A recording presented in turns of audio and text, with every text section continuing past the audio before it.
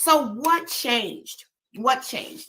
What changed is that God, who was the basis of our standard, we now have this slide to man, where man is now the basis of the standard.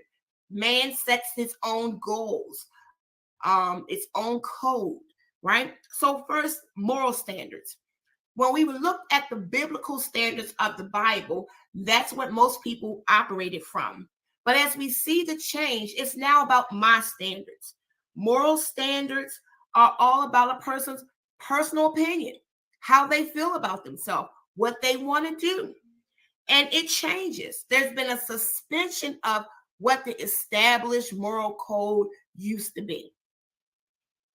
The dependence factor. We were dependent on the unchanging nature of God, right? God is the same today, forever, yesterday. So therefore, there was unchanging standard of God. God's word doesn't change. His expectations doesn't change. But now we move to this independence where we're depending on ourselves, and therefore we have an element of chaos and instability that is in our society today.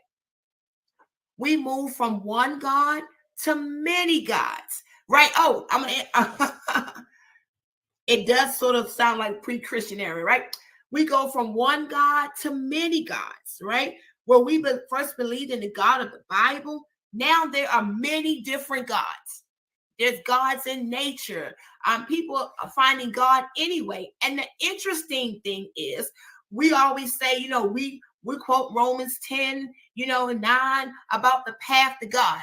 There are so many paths to God. When you go out there, people have many paths to reach God, and God is some higher being, some supreme being that they may know, they may not know, they may understand, they may not understand. And so this is sort of like the foundation that we're dealing with people today.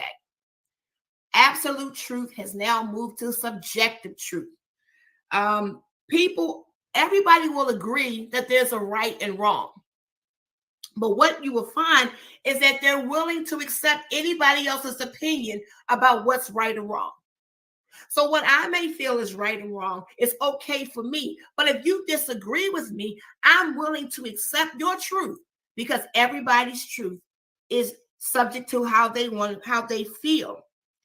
What has that created? That's created a very non-confrontational environment, a guilt-free lifestyle, right? So even if people don't believe like I do, live and let live, right? So then what does that do for the Christian who many would say that a Christian then is a confrontational religion, because we challenge people on their moral truths and on their standards, right? So that's where we live in. And lastly, community to individualism. When God created his people, he created them to live in community with each other. He established a responsibility for us to take care of each other and how we even treat each other. If we look at even at the 10 Commandments, the 10 Commandments end with rules on how to live with each other and rules on how to treat each other.